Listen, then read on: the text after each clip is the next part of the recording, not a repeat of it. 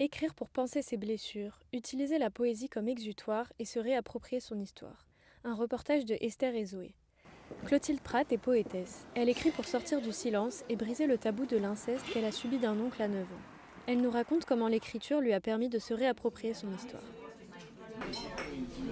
Je parle de mon rapport à l'écriture comme la méthode du kintsugi, donc c'est une méthode japonaise. Les beaux vases ming qui sont cassés, en fait, il recolle les morceaux avec des coulures d'or. J'aime beaucoup cette image parce que c'est vraiment mon rapport à l'écriture, c'est ça. Quand j'écris, c'est comme des coulures d'or qui viennent rassembler, recoller les morceaux éclatés en moi. La parole, c'est une première arme.